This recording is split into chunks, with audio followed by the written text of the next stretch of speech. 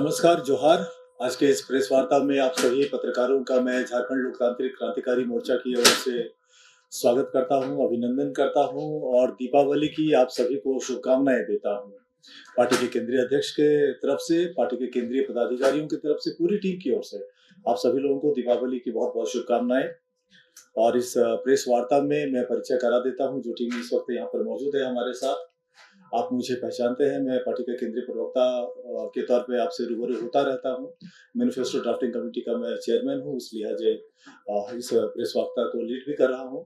मेरी बाईं ओर पार्टी के केंद्रीय सलाहकार अमित कुमार गिरी जी, मेरे ठीक दाहिनी तरफ पार्टी के वरीय उपाध्यक्ष और सिल्ली विधानसभा से उम्मीदवार भाई देवेंद्र नाथ महतो जी, पार्टी के केंद्रीय महासचिव भाई मार्शल जी, पार्टी के केंद्रीय संगठन महासचिव भाई सूरज जी, पार्टी के सीनियर मेंबर शमसुद्दीन अंसारी जी और पार्टी के केंद्रीय संगठन सचिव श्रवण महतो जी यहाँ पर मौजूद हैं जो आप सबसे रूबरू हैं।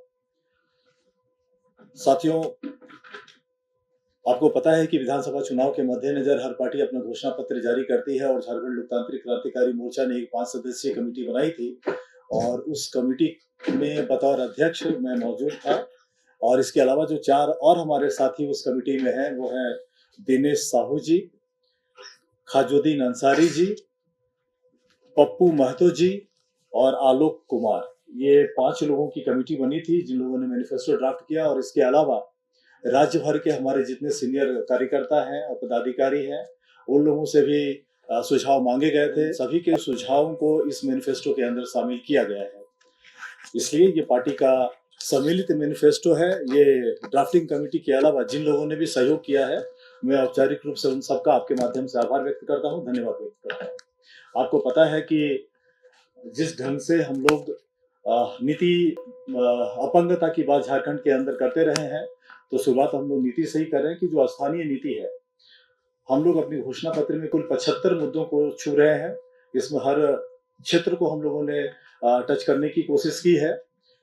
जहां तक स्थानीय नीति का प्रश्न है, पार्टी का जो कोर इश्यू है 1932 अथवा अंतिम सर्वे सेटलमेंट के आधार पर पहले 100 दिन के अंदर स्थानीय जाएगा। खतियान आधारित नियोजन नीति 90-10 के फॉर्मूला को लागू किया जाएगा। मूल रैयतों के हितों को ध्यान में रखते हुए नई विस्थापन नीति बनाई जाएगी। पूर्व में परियोजनाओं के द्वारा अधिग्रहित जमीन जिसका इस्तेमाल अब तक नहीं हो पाया है उसे नियमानुसार रैयत को वापस किया जाएगा। सीएनटी और एसपीटी कानून को उनके मूल स्वरूप में सख्ती से लागू किया जाएगा। राज्य गठन के तिथि से सरकार द्वारा नियोजित कर्मियों के कागजात में कमी और फर्जी स्थानीयता प्रमाण पत्र के आधार पर हुई नियुक्ति की समीक्षा होगी। उपायुक्त, जिला विकास पदाधिकारी और श्रम अधीक्षक के 3 सदस्यीय कमेटी के द्वारा स्थानीयता के आधार पर और डीएमएफटी के तर्ज पर सम्मानजनक मानदेय पर नियुक्ति होगी और चरणबद्ध तरीके से आउटसोर्सिंग को समाप्त किया जाएगा। खतियानी स्थानीय संवेदकों को निबंधन व कार्य आवंटन में प्राथमिकता दिया जाएगा। सिंचाई हेतु प्रखंड स्तर पर लघु सिंचाई योजना स्थापित करते हुए खेती तक पानी को पहुंचाने का लक्ष्य निर्धारित किया जाएगा। प्रगतिशील किसानों को प्रोत्साहित करने के लिए विशेष सम्मान योजना की शुरुआत पंचायत स्तर पर की जाएगी। सरकारी एवं प्राइवेट बैंक के सहयोग से महिला समूह, बड़े एनजीओ और स्थानीय उद्यमियों को कर्ज मुहैया कराया जाएगा। भ्रष्टाचार पर नियंत्रण हेतु एंटी करप्शन पॉलिसी के तहत सभी जिला और प्रखंड मुख्यालय में एसीबी की टीम तैनात होगी। राज्य ऊर्जा नीति के तहत ग्रामीण स्तर पर बिजली संरचना को मजबूत करते हुए और सौर ऊर्जा को बढ़ावा देने के लिए काम किया जाएगा। कैलेंडर बनाकर प्रत्येक साल जेपीएससी परीक्षा आयोजित की जाएगी। गरीबों के लिए शिक्षा और कृषि ऋण की व्यवस्था 0% ब्याज दर पर होगी। सेविका, सहायिका, रसोईया, कृषि मित्र, जल सहिया, स्वास्थ्य सहिया और अन्य अनुबंध कर्मियों के लिए मानदेय में वृद्धि होगी। सहायक शिक्षक, पारा टीचर और आंगनबाड़ी सेविका के लिए वेतनमान लागू किया जाएगा। प्रखंड स्तर पर सरकार एक सीबीएसई स्कूल का निबंधन व संचालन करेगी। सरकारी व निजी संस्थानों के साथ मिलकर प्रत्येक जिले में एक मेडिकल कॉलेज, तकनीकी कॉलेज, बीएड व नर्सिंग कॉलेज की स्थापना होगी। महिलाओं के लिए केजी टू पीजी की शिक्षा मुफ्त करने की योजना पार्टी की है। शिक्षा परीक्षा में कदाचार को रोकने के लिए जो निरोधक उपाय है उसको बढ़ाते हुए यथासंभव परीक्षाओं को ऑनलाइन आयोजित किया जाएगा। आपको पता है कि राज्य की क्या स्थिति है। पंचायत प्रतिनिधियों के मानदेय में वृद्धि के लिए नियमावली बनाई जाएगी। किसानों, पशुपालकों और मछली पालकों के लिए प्रखंड स्तर पर नियमित प्रशिक्षण की व्यवस्था होगी। मनरेगा को भ्रष्टाचार मुक्त, पारदर्शी और प्रभावी रूप से संचालित किया जाएगा।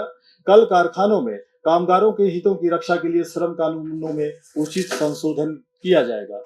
संगठित व असंगठित क्षेत्र में कार्यरत मजदूरों के लिए ट्रेड यूनियन का गठन पार्टी बहुत पहले से करती आ रही है। अब हम लोग इस पे आगे बढ़ेंगे।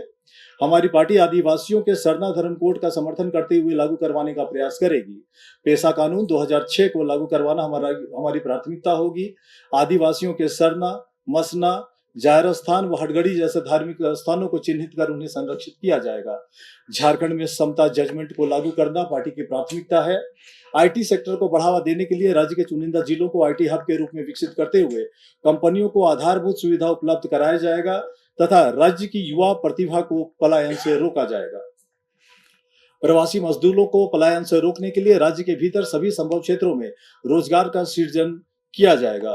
प्रवासी मजदूरों के परिवारों के संरक्षण हेतु प्रवासी मजदूर बीमा योजना शुरू की जाएगी। सभी आवास योजना, इंदिरा आवास, पीएम आवास, अबुआ आवास में मुफ्त बिजली का प्रावधान करते हुए सौर ऊर्जा की सुविधा दी जाएगी। वृद्धा पेंशन, विधवा पेंशन और विकलांग पेंशन की राशि जो फिलहाल 1000 है उसको बढ़ाकर 2000 की जाएगी। खेल को बढ़ावा देने के लिए विशेष खेल प्रोत्साहन योजना की शुरुआत होगी। झारखंड लोकतांत्रिक क्रांतिकारी मोर्चा के सभी विधायक अपने वेतन का 75% राशि अपने क्षेत्र के गरीब बच्चों की पढ़ाई व बीमार लोगों के इलाज में खर्च करेंगे। निजी विद्यालय शुल्क नियामक बोर्ड का गठन करते हुए हर 2 साल में शुल्क की समीक्षा की जाएगी। गैर मान्यता प्राप्त निजी विद्यालयों के संचालन हेतु मान्यता की शर्तों को लचीला बनाया जाएगा। प्रत्येक पंचायत में डिजिटल लाइब्रेरी की स्थापना होगी। स्वास्थ्य सेवा को बेहतर बनाने के लिए प्राइवेट अस्पतालों के संदर्भ में क्लिनिकल एस्टेब्लिशमेंट एक्ट की समीक्षा होगी।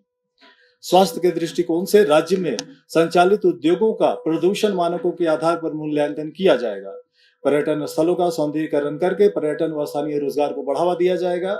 उद्योग धंधे व व्यापारिक संस्थानों को बेहतर राजनीतिक और कानून व्यवस्था का माहौल उपलब्ध कराना प्राथमिकता होगी। गैर मंजूर जमीन की बंदोबस्ती व मालगुजारी रैयतों के हितों को देखते हुए तय की जाएगी तथा उक्त जमीनों को गैर कानूनी दखल से मुक्त कराया जाएगा। झारखंड में उपलब्ध बड़े जलाशयों में बृहद मछली पालन योजना को संचालित किया जाएगा। डीवीसी, बीसीसीएल और कोल इंडिया का मुख्यालय हस्तांतरित कर बोकारो या धनबाद में लाने का प्रयास किया जाएगा। छात्रों की समस्या को समय पर निपटाने के लिए झारखंड छात्र आयोग का गठन किया जाएगा। परीक्षाओं के पेपर लीक या उससे जुड़ी अनियमितताओं को रोकने के लिए तकनीकी व प्रशासनिक अधिकारियों का टास्क फोर्स बनाया जाएगा। पिछली सरकारों के ढुलमुल रवैये के कारण पिछड़ चुके छात्रों को मौका देने के लिए चुनिंदा परीक्षाओं में उम्र सीमा में छूट दी जाएगी। झारखंड आंदोलनकारियों के पेंशन में बढ़ोतरी होगी। आंदोलनकारियों के आश्रितों को तृतीय व चतुर्थ वर्ग की नियुक्तियों में 5% आरक्षण दी जाएगी। आदिवासियों की परीक्षा के उत्थान के लिए विशेष प्रयास किए जाएंगे। झारखंड न्यायिक सेवा से जुड़े अधिवक्ताओं को सुरक्षा देने के लिए एडवोकेट प्रोटेक्शन एक्ट बनाया जाएगा। राज्य स्तरीय खेल विश्वविद्यालय की स्थापना करते हुए हर परिमंडल में बड़ा स्पोर्ट्स सेंटर स्थापित किया जाएगा। झारखंड के प्रत्येक परिवार के 18 वर्ष से अधिक उम्र के युवक और युवतियों को निजी व अर्ध सरकारी क्षेत्र में उनकी शिक्षा व दक्षता के आधार पर रोजगार की गारंटी होगी। हिंदी सहित झारखंड के क्षेत्रीय भाषाओं में बनने वाले सिनेमा के निर्माता व कलाकारों को विशेष प्रोत्साहन व संरक्षण दिया जाएगा। त्रिस्तरीय पंचायत चुनाव में निर्वाचित जनप्रतिनिधियों के मानदेय में व्यापक वृद्धि की जाएगी, जिसमें वार्ड सदस्य को 5000, मुखिया व पंचायत समिति सदस्य को 11000 और जिला परिषद सदस्य को 15000 की राशि दी जाएगी। झारखंड में कार्यरत पत्रकारों को उनके क्षेत्र में कार्यरत कंपनियों के द्वारा आवास और स्वास्थ्य की सुविधा सहित स्वास्थ्य बीमा का प्रावधान किया जाएगा तथा उनके बच्चों के फीस में संबंधित निजी विद्यालयों में 50% की छूट दिलाई जाएगी। जो विभिन्न जिले हैं वहां के आईपीआरडी की सलाह अनिवार्य होगी इस पूरे मामले पर। छत्तीसगढ़ के तर्ज पर जो तेल घानी बोर्ड और माटी कला बोर्ड का जो गठन है उसको लेकर के निश्चित तौर पर हम लोग आगे बढ़ेंगे। झारखंड में संचालित मदरसा में शिक्षा के स्तर को बढ़ाते हुए अधिक प्रतिस्पर्धी बनाया जाएगा। झारखंड शिक्षक पात्रता परीक्षा उत्तीर्ण पारा शिक्षकों को सहायक शिक्षक के पद पर समायोजित किया जाएगा। झारखंड के स्थानीय महिला उद्यमियों को सरकारी गारंटी पर उद्योग स्थापित करने के लिए बैंकों से ऋण उपलब्ध कराया जाएगा, जिसमें प्रथम वर्ष का ब्याज शून्य होगा। सरकारी नियुक्तियों का परीक्षाफल 2 चरणों में प्रकाशित किया जाएगा। पहले दिन जो 75% या जो तय होगी, जब सरकार बनेगी, जब नीति बनाया जाएगा, तो जो रेशियो तय होगा, कभी हम लोग 90-10 की बात करते हैं, कभी 75-25 की बात करते हैं, तो जब पावर में आएंगे, जो उस वक्त तय होगा, तो उसके अनुसार ये प्रतिशत होगा। लेकिन पहले दिन स्थानीयता के आधार पर झारखंड के अभ्यर्थियों की सूची जारी होगी और उसके अगले दिन शेष भारत की सूची जारी होगी और उनका परिणाम जारी होगा। 2 भागों में परिणाम को प्रकाशित करने का मकसद सिर्फ झारखंड के युवाओं को अतिरिक्त संरक्षण देना है। अतिरिक्त रोजगार सृजन के उद्देश्य से लेबर एक्ट में व्यापक बदलाव करते हुए कार्य अवधि को सभी क्षेत्रों में 8 घंटे तक सीमित करेंगे। उसके उपरांत सभी क्षेत्र में ओवरटाइम का चलन समाप्त किया जाएगा। परिणाम स्वरूप पहले से उपलब्ध जो अवसर है, उस अवसर में 33% अधिक रोजगार का सृजन होगा। पूर्ववर्ती सरकारों के द्वारा संचालित जन कल्याणकारी योजनाओं की समीक्षा होगी और अंतिम व्यक्ति तक पहुंचने वाली वास्तविक योजनाएं जारी रहेंगी, उसमें कोई परिवर्तन नहीं किया जाएगा। खेती की मिट्टी की जांच के उपरांत फसलों का निर्धारण कर किसानों को संपन्न बनाया जाएगा। सरकारी अस्पतालों के संचालन के साथ साथ बेहतर सरकारी जांच केंद्र की स्थापना की जाएगी। स्थानीय नीति पर आधारित स्पष्ट नियोजन नीति बनेगी। झारखंड के गरीब छात्रों को निःशुल्क शिक्षा व छात्रवृत्ति दी जाएगी। झारखंड के स्थानीय संवेदकों को 30 करोड़ तक के सरकारी टेंडर दिए जाएंगे। झारखंड के पिछड़े समुदाय को 27% तक का जो आरक्षण है, उसको लेकर हम लोग संकल्पित हैं। डीएमएफटी की समीक्षा करते हुए खनन क्षेत्र के प्रभावितों की जरूरत व सुविधा को प्राथमिकता दी जाएगी।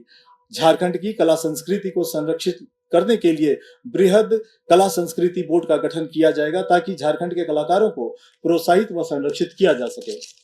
साथियों, इस पूरे घोषणा पत्र को हम लोगों ने टॉप 10 जो हमारा विजन है, जो पार्टी का जो प्राथमिकता है, उसमें भी हम लोगों ने समाहित करने की कोशिश की है। अगर आप रिकैप जानना चाहें इस पूरे घोषणा पत्र का, तो उसको खतियान आधारित स्थानीय नीति व नियोजन नीति बनाई जाएगी। प्रभावित रैयतों के हितों को ध्यान में रखते हुए विस्थापन, मुआवजा व नियोजन की स्पष्ट नीति होगी।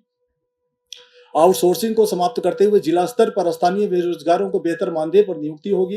राज्य में भ्रष्टाचार पर नियंत्रण के लिए एसीबी की टीम का जिला व प्रखंड स्तर पर प्रतिनियुक्ति होगी। सेविका, सहायिका, रसोईया, कृषि मित्र, जल सहिया, स्वास्थ्य सहिया, वार्ड सदस्य, मुखिया, पंचायत समिति सदस्य, जिला परिषद सदस्य के मानदेय में बढ़ोतरी होगी। सहायक शिक्षक, पारा टीचर व आंगनबाड़ी सेविकाओं के वहां मानदेय लागू किया जाएगा। महिलाओं के लिए केजी टू पीजी की शिक्षा मुफ्त होगी। साथ ही सभी पंचायतों में डिजिटल लाइब्रेरी होगी। सरना धर्म कोड, पेशा कानून का समर्थन के अलावा समता जजमेंट को लागू करना प्राथमिकता होगी। छात्रों एवं परीक्षार्थियों की समस्याओं के निपटारे के लिए झारखंड छात्र आयोग का गठन किया जाएगा। और साथ ही कुर्मी, घटवार व अन्य समुदाय जिनकी कई दशकों से जो सूचीबद्ध होने की मांग रही है, उन्हें ईडब्ल्यूएस के तर्ज पर नया कॉलम परिभाषित कर विशेष संरक्षण दिया जाएगा। और अंत में, क्योंकि केंद्रीय अध्यक्ष का एक विशेष संदेश है राज्य के लोगों के लिए, उसे मैं पढ़ना चाहूंगा। उन्होंने राज्य की जनता को जोहार कहा है और उन्होंने ये कहा है कि आप सभी झारखंड वासियों से उनकी विनम्र अपील है कि झारखंड विधानसभा चुनाव 2024 में चुनाव लड़ रहे हमारे प्रत्याशियों को कैंची छाप पर बटन दबाकर उन्हें भारी मतों से विजयी बनाकर विधानसभा में भेजें। इस घोषणा पत्र में शामिल संकल्पों का वो पूरा करने का वचन देते हैं और हर संभव सहयोग की वो राज्य के लोगों से और सभी वर्ग के लोगों से वो सहयोग की अपेक्षा करते हैं।